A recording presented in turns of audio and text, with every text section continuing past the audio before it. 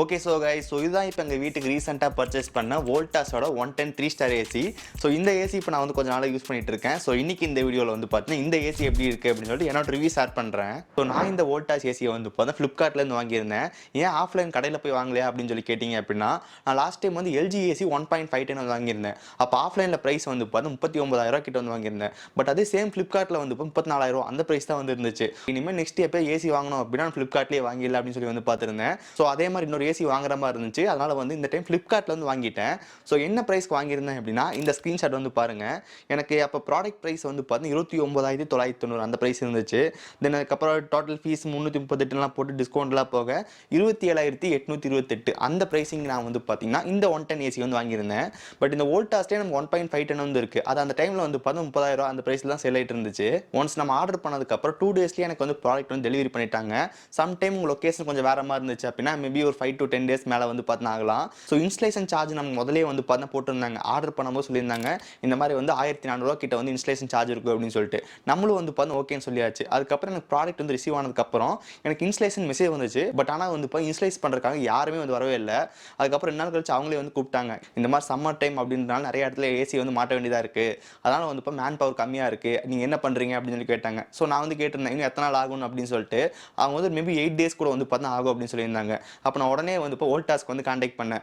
கால் பண்ண இந்த மாதிரி சொன்னேன், நான் ஏசி வாங்கிட்டேன் பட் இருந்தாலும் எனக்கு இன்ஸ்டலேஷனுக்கு இன்னும் ஆள் வரல அப்படின்னு சொல்லும்போது, அதுக்கு வோல்டாஸ் வந்து திரும்பி என்ன சொன்னாங்கன்னு வந்து பார்த்தீங்கன்னா, சார் நீங்கள் ஏசி வாங்கிட்டீங்க பட் ஆனால் நீங்கள் புக்கே பண்ணலையே இன்னும் இன்ஸ்டலேஷனுக்கு அப்படின்னு சொல்லி கேட்டிருந்தாங்க. சார் இல்லை சார் ஃப்ளிப்கார்ட்லேயே வந்து பார்த்து ஆள் அரேஞ்ச் பண்ணியிருந்தாங்க அப்படின்னு சொன்னேன். சார் ஃப்ளிப்கார்ட்ன்றது வந்து பார்த்து தேர்ட் பார்ட்டி, அங்கே நீங்கள் மாட்டிங்க அப்படின்னா உங்கள் வாரண்டியில் கிளைம் ஆகாது. எப்பவுமே வோல்டாஸில் அஃபீஷியலாக வந்து பார்த்து கான்டாக்ட் பண்ணி பண்ணோம் அப்படின்னு சொல்லியிருந்தாங்க. சார் பட் நம்ம ப்ராடக்ட் வந்து வாங்கும் போது இன்ஸ்டலேஷன் சேர்த்து வந்துச்சு. பட் அதெல்லாம் கிடையாது சார், நீங்கள் வோல்டாஸில் புக் பண்ணால் மட்டும் தான் வாரண்டி கிளைம் ஆகும் அப்படின்னு சொல்கிறாங்க. அதான் நீங்கள் ஃப்ளிப்கார்ட்டில் எந்த ஏசி வாங்கினாலும் இன்ஸ்டலேஷனுக்கு வந்து கீழே மென்ஷன் பண்ணியிருக்காங்க சார்ஜ் அப்படின்னு சொல்லிட்டு. உங்கள் வீட்டுக்கு ஒன்ஸ் ஏசி வந்ததுக்கப்புறம் நீங்கள் என்ன பிராண்ட் ஏசி வாங்கியிருக்கீங்களோ சர்வீஸ் சென்டர் கால் பண்ணி இந்த மாதிரி ஃப்ளிப்கார்ட்லேயே மாட்டிக்கலாமா இல்லை உங்கள் பிராண்டில் அஃபீஷியலாக வருவாங்கன்னு சொல்லி கன்ஃபார்ம் பண்ணிக்கோங்க. தென் அதுக்கப்புறம் நான் வோல்டாஸில் அஃபீஷியலாக புக் பண்ணேன். எனக்கு வந்து பார்த்து மாட்டி கொடுத்துட்டாங்க. எவ்வளோ சார்ஜ் ஆயிடுச்சு அப்படின்னு சொல்லிட்டு நான் நோட் பண்ணி வச்சிருக்கேன், உங்களுக்கு சொல்கிறேன். ஸோ ஃபஸ்ட்டு இந்த ஏசிக்கு நான் வந்து பார்த்து ஸ்டெபிலைசர் வந்து போட்டிருக்கேன். ஸோ எல்லா ஏசிக்கும் வந்து பார்த்தா ஸ்டெபிலைசர் ஃப்ரீ ப்ளஸ் அப்படின்னு சொல்கிறாங்க. பட் இருந்தாலும் நம்ம சைடில் வந்து இப்போ ஸ்டெபிலைசர் மாட்டுறது ரொம்ப முக்கியம். ஸோ நான் இங்கே ஸ்டெபிலைசருக்கு வந்து பார்த்தீங்கன்னா வீகாரோட VG400 அப்படின்ற ஒரு ஸ்டெபிலைசர் யூஸ் பண்ணியிருக்கேன். இந்த ஸ்டெபிலைசர் ஃப்ளிப்கார்ட்டில் வந்து 2,300 அந்த ப்ரைஸ் சேல் பண்ணிருக்காங்க. பட் எனக்கு ஆஃப்லைனில் வந்து 2,500 அந்த ப்ரைஸிங்கே கிடச்சி. ஸோ இந்த ஸ்டெபிலைசர் நமக்கு ஆஃப்லைன் கடையிலே வந்து பார்த்தா அவைலபிளாக இருக்குது. அதுக்கப்புறம் நமக்கு அந்த பவர் பிளக் நமக்கு வந்து பார்த்தா பாக்ஸில் வராது, அதாவது ஏசி பாக்ஸில் வந்து வராது. ஸோ நம்ம தனியாக அந்த பவர் பிளக்கும் வாங்கணும். அதுவும் வந்து அங்கேயே வாங்கிட்டேன். அது நமக்கு ஒரு 100 120 அந்த ப்ரைஸிங் வந்து வந்துச்சு. அதுக்கப்புறம் இந்த ஏசிக்கு நமக்கு வந்து பார்த்தா பேக் சைடில் வந்து கம்ப்ரஸர் வைப்போம். அது நமக்கு வந்து சன் சைடில் வந்து நமக்கு பின்னாடி இல்லை, அதனால் வந்து ஸ்டாண்ட் மாற்ற மாதிரி இருந்துச்சு. அந்த ஸ்டாண்டோட காஸ்ட் நமக்கு வந்து பார்த்தா 1,200 அந்த பைசா வந்து இருந்துச்சு. அதுக்கப்புறம் நமக்கு வந்து பார்த்தீங்கன்னா இந்த ஏசியிலிருந்து வெளியே வந்து அந்த காப்பர் லைன் வந்து போகும். அது நமக்கு கொஞ்சம் எக்ஸ்டெண்ட் பண்ணுற மாதிரி இருந்துச்சு. அப்படின்னா வந்து பார்த்தீங்கன்னா ஒரு அடிக்கு 450 அந்த ப்ரைஸிங் நமக்கு வந்து பார்த்தீங்கன்னா ஆகும். தென் ஃபைனலாக இன்ஸ்டலேஷன் சார்ஜ் பொறுத்த வரைக்கும் வந்து பார்த்தீங்கன்னா 1,450 சொன்னாங்க. அதுக்கப்புறம் அதுக்கு ஜிஎஸ்டி அதெல்லாம் இருக்குன்னு சொல்லிட்டு ஃபைனலாக 1,700 அந்த ப்ரைஸிங் வந்து வாங்கியிருந்தாங்க.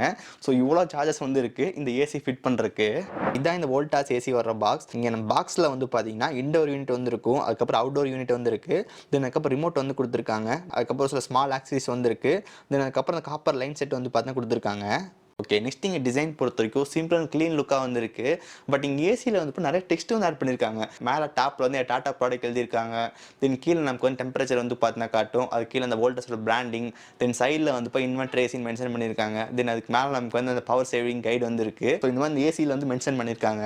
ஓகே, நெக்ஸ்ட் இந்த ஏசியில் வந்து என்னென்ன ஃபீச்சர்ஸ் இருக்குது அப்படின்னு சொல்லி குயிக்காக பார்த்துடலாம். ஸோ ஃபஸ்ட்டு இதான் நமக்கு வந்து பார்த்தீங்கன்னா இந்த ஏசி வர ரிமோட் எப்படி இருக்குன்னு வந்து பாருங்கள். இங்கே நமக்கு வந்து பார்த்தீங்கன்னா இந்த ரிமோட்டில் வந்து அந்த பேக் லைட் வந்து பார்த்தீங்கன்னா கிடையாது. இது டே டைமில் எந்த பிரச்சனையும் வந்து கிடையாது. பட் நைட் டைமில் வந்து இப்போ டிஸ்பிளே தெரியாது. அப்போ நம்ம வந்து இப்போ டார்ச் லைட் போட்டு வந்து கண்ட்ரோல் பண்ணுற மாதிரி இருக்கும். அதுக்கப்புறம் இந்த ஏசியோட ISR ரேட்டிங் பொறுத்த வரைக்கும் 4.30 வந்து பார்த்தீங்கன்னா இருக்குது. நல்ல ஒரு எனர்ஜி சேவிங் அப்படின்னு வந்து பார்த்தீங்கன்னா கண்டிப்பாக சொல்லலாம். இப்போ நம்ம கிட்ட இருக்கிறது வந்து பார்த்தீங்கன்னா 3-ஸ்டார் ஏசி. இந்த 3-ஸ்டார் ஏசி வந்து பார்த்தீங்கன்னா நீங்கள் வீட்டில் அப்பப்போ ரேண்டமாக யூஸ் பண்ணுங்கன்ற போது 3-ஸ்டார் வந்து ஓகே. இல்லை நான் வந்து பார்த்தீங்கன்னா ஏசி கொஞ்சம் அதிகமாக யூஸ் பண்ணிட்டே இருப்பேன் அப்படின்ற போது 5-ஸ்டார் வாங்குறது கொஞ்சம் பெட்டராக இருக்கும். ஏன்னா 3-ஸ்டார் கம்பேர் பண்ணும்போது 5-ஸ்டாரில் வந்து பார்த்தீங்கன்னா இன்னும் கூட கொஞ்சம் கரண்ட் பில் வந்து பார்த்தா கொஞ்சம் மிச்சமாகும். அப்புறம் இந்த ஏசியில் வந்து பார்த்தீங்கன்னா ஹரிசாண்டல் ஸ்விங், வெர்டிகல் ஸ்விங் அப்படின்னு 2 ஆப்ஷன் இருக்கு. அதை கண்ட்ரோல் பண்றதுக்கு ரிமோட்லயே நமக்கு வந்து பார்த்தா ஆப்ஷன் வந்து இருக்கு. அதுக்கப்புறம் இங்க ரிமோட்ல வந்து இப்போ டர்போ மோட் வந்து பார்த்தீங்கன்னா இருக்கு. இந்த டர்போ ஆப்ஷன் இப்போ எனேபிள் பண்றேன். இப்போ இந்த டர்போ ஆப்ஷன் நம்ம எனேபிள் பண்ணால் என்ன ஆகும்னு வந்து பார்த்தீங்கன்னா இந்த ஏசி வந்து அது ஃபுல் ஃபங்க்ஷனில் வந்து பார்த்தீங்கன்னா ஒர்க் ஆகும். அதாவது வந்து பார்த்தீங்கன்னா நம்ம ரூம் வந்து ரொம்ப ரொம்ப ஃபாஸ்ட்டாக கூல் பண்ணணும்னு நினச்சிங்க அப்படின்னா டர்போ மோட் வந்து யூஸ் பண்ணலாம். நமக்கு அந்த எல்ஜியில் வந்து விராட் மோட் அப்படின்னு இருக்கும். அதே மாதிரி இங்கே டர்போ மோட் வந்து கொடுத்துருக்காங்க.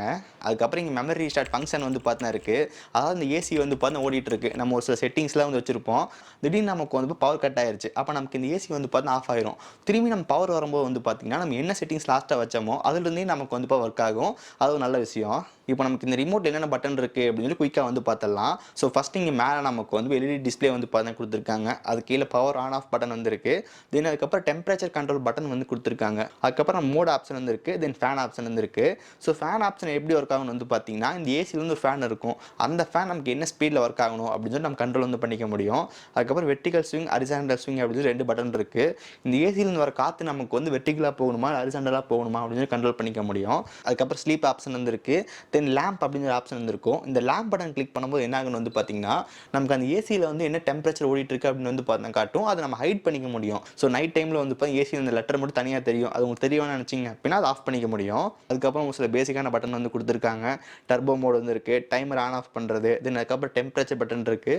இந்த டெம்பரேச்சர் பட்டன் கிளிக் பண்ணிங்க அப்படின்னா ரூமில் கரண்டாக என்ன டெம்பரேச்சர் இருக்குது அப்படின்னு வந்து பார்த்தா காட்டும். அதுக்கப்புறம் செட் பட்டன் இருக்குது. இந்த செட் பட்டன் கிளிக் பண்ணிட்டு நம்ம டைமரில் கண்ட்ரோல் பண்ணிக்க முடியும். ஸோ இந்த மாதிரி ஆப்ஷன்ஸ் இங்கே அவைலபிளாக இருக்குது.